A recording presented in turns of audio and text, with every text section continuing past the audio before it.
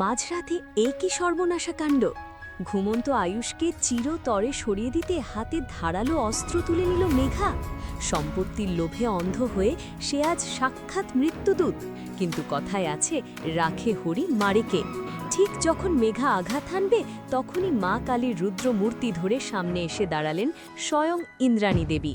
মেঘার গালে সপাটে চড় আর পুলিশের হাতে হাতকড়া। কিভাবে ঘটল এই লোমহর্ষক ঘটনা? জানতে হলে ভিডিওটি শেষ পর্যন্ত দেখতেই হবে। বন্ধুরা, আজকের পর্বে আমরা দেখলাম এক হাড় হিম করা দৃশ্য। রাত তখন গভীর, চারদিক নিস্তব্ধ।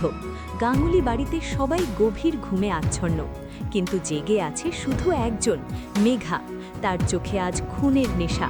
হাতে ধারালো অস্ত্র নিয়ে সে পা টিপে টিপে ঢুকে পড়ে আয়ুষের বেডরুমে। মেঘার পরিকল্পনা ছিল নিখুঁত। ঘুমন্ত আয়ুষকে শেষ করে দিলেই পথের কাঁটা সরে যাবে, সম্পত্তির সবটুকু হবে তার। আয়ুষের শিওরে দাঁড়িয়ে মেঘা যখনই অস্ত্রটা উঁচিয়ে ধরেছে, ঠিক তখনই ঘটে গেল মিরাকেল। বিদ্যুৎ গতিতে পেছন থেকে মেঘার হাত চেপে ধরেন ইন্দ্রাণী দেবী। স্তম্ভিত মেঘা কিছু বুঝে ওঠার আগেই ইন্দ্রাণী দেবী গর্জন করে ওঠেন। মায়ের এই রুদ্র মূর্তি দেখে ভয়ে কুঁকড়ে যায় শয়তানি মেঘা। মায়ের চিৎকারে ঘুম ভাঙে আয়ুষের। সে নিজের চোখকে বিশ্বাস করতে পারে না যে মেঘাকে সে বিশ্বাস করত, সেই আজ তাকে মারতে এসেছিল। তবে আসল কাজটা করে কুসুম। নাটকের মাঝেই সে চুপি সারে পুলিশ স্টেশনে ফোন করে দেয়।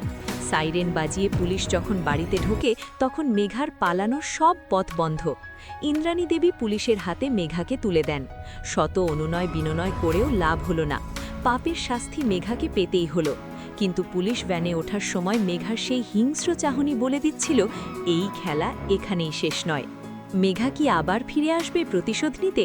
কমেন্ট বক্সে আপনাদের মতামত অবশ্যই জানাবেন। বন্ধুরা, শয়তানি মেঘার এই পতন আপনাদের কেমন লাগলো? অন্যায়ের বিরুদ্ধে ইন্দ্রাণী দেবীর এই প্রতিবাদ যদি আপনাদের ভালো লেগে থাকে, তাহলে ভিডিওটিতে এখনই একটি লাইক দিন। বাংলা সিরিয়ালের এমন সব লেটেস্ট আপডেট, রিভিউজ এবং অজানা তথ্য সবার আগে পেতে আমাদের চ্যানেলটি এখনই সাবস্ক্রাইব করুন এবং পাশের বেল আইকনটি বাজিয়ে দিন। দেখা হচ্ছে পরের ভিডিওতে। ততক্ষণ ভালো থাকুন, সুস্থ থাকুন।